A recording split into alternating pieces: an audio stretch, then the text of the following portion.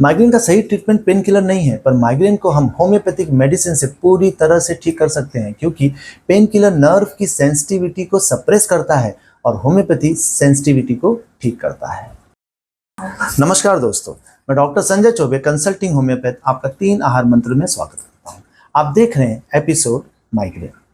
Migraine sir में दर्द की बीमारी है। दर्द अधिकतर सर के एक तरफ होता है या कभी कभी पूरे सर में होता है, पर दर्द के साथ कुछ एसोसिएटेड सिम्टम्स या लक्षण मौजूद होते हैं, जैसे कि तेज रोशनी, आवाज सहन न कर पाना, उल्टी होना या उल्टी जैसे लगना, जिससे यह कंफर्म हो जाता है कि यह माइग्रेन का सर दर्द है। अब जान लेते हैं माइग्रेन के टाइप या ये कितने प्रकार के होते हैं।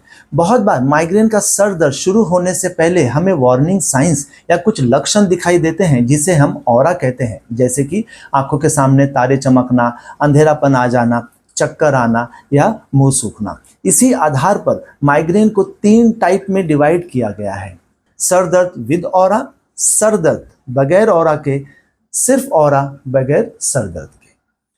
माइग्रेन सर दर्द साधारण सर दर्द से अलग होता है, क्योंकि इसमें 4 स्टेजेस होते हैं जो साधारण सर दर्द में नहीं होते हैं।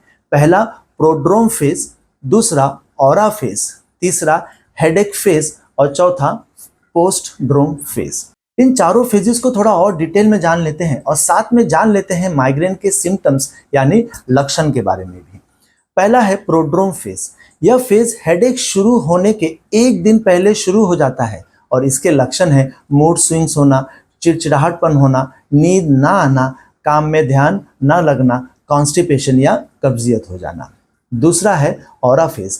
यह फेज हेडेक शुरू होने के 5 मिनट से लेकर 1 घंटा पहले शुरू होता है और इसके लक्षण हैं आंखों के सामने तारे चमकना या अंधेरा हो जाना, चक्कर आना, कमजोरी लगना, शरीर में कंपन होना, स्किन पर चींटियां रेंगने जैसे या टिंगलिंग महसूस होना, कान में अपने आप आवाजें सुनाई देना, गुस्सा आना। तीसरा है हेडेक फेज। यह प्रॉपर सर में दर्द या हेडेक स्टेज है जो 1 घंटे से लेकर 3 दिन तक या उससे भी ज्यादा रह सकता है। सर दर्द बहुत बार एक ही तरफ रहता है, पर कभी कभी ये पूरे सर में भी हो सकता है।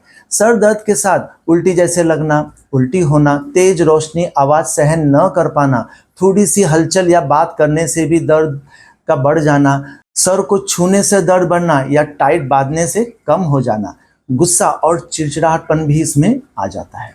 अब जान लेते हैं लास्ट फेज के बारे में, पोस्ट ड्रोम फेज। यह स्टेज सर दर्द खत्म होने के बाद 4 घंटे से लेकर 2 दिन तक रह सकता है। इस फेज के लक्षण हैं सुस्तीपन, डिप्रेशन, वीकनेस, एंजाइटी या कॉन्स्टिपेशन।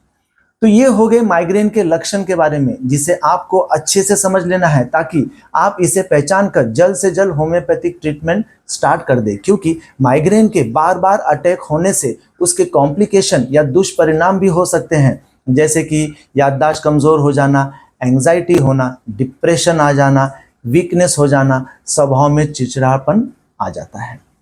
अब जान लेते हैं माइग्रेन क्यों होता है या माइग्रेन के कॉजेज के बारे में। माइग्रेन हेडेक में पॉजिटिव फैक्टर होता है जो असली कारण है माइग्रेन होने का, और कुछ एक्साइटिंग फैक्टर्स होता है जिसके कारण दबा हुआ सर दर्द शुरू हो जाता है।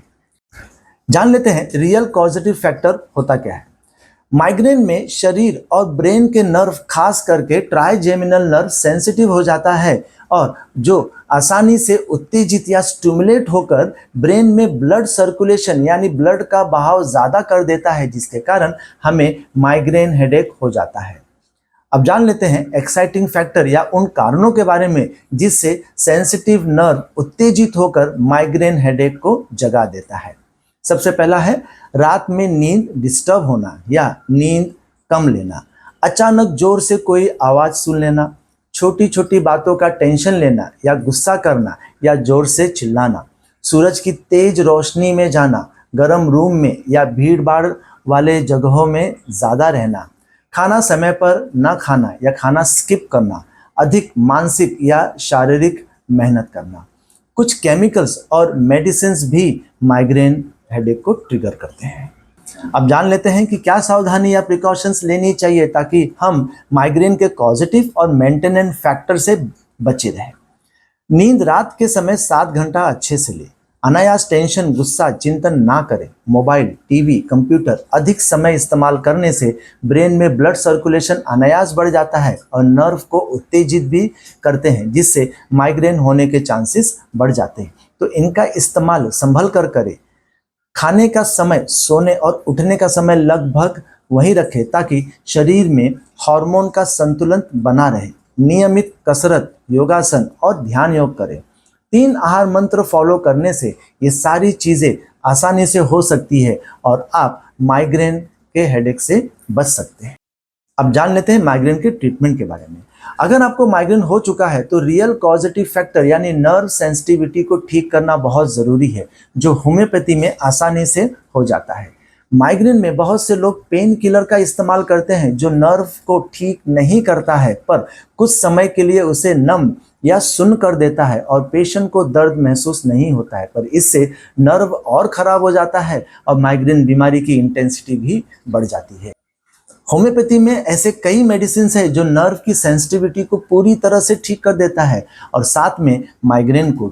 कुछ होम्योपैथिक मेडिसिन जो माइग्रेन में लाभकारी हैं वो हैं कालीबाइक्रोमिकम। इसमें पेशेंट का सर दर्द शुरू होने से पहले आंखों के सामने अंधेरा हो जाता है, जो सर दर्द शुरू होते ही ठीक हो जाता है। फास्फोरस, इसमें पेशेंट को हेडेक के साथ पेट में जलन, ज़्यादा प्यास लगना, उल्टी जैसे महसूस होता है। नक्स वोमिका, इसमें हेडेक के साथ पेट में जलन, एसिडिटी ज़्यादा महसूस होता है। और ऐसे कई मेडिसिन हैं जैसे कि आर्सेनिकाल, ग्लोनोइन, सिलिशिया, जो माइग्रेन हेडेक में काफ़ी लाभदायक है, पर इन सब मेडिसिन का इस्तेमाल डॉक्टर के सलाह से ही लीजिएगा। अपने माइग्रेन की बीमारी से छुटकारा पाइए होम्योपैथी ट्रीटमेंट अपनाकर। माइग्रेन से बचने के उपाय के लिए या होम्योपैथिक ट्रीटमेंट के लिए स्क्रीन पर दिए गए नंबर पर कॉल करें या व्हाट्सएप करें या कमेंट बॉक्स में जाकर कमेंट करके अपने क्वेरीज पूछ सकते हैं। तब तक आराम से रहिए, स्वस्थ रहिए। नमस्कार।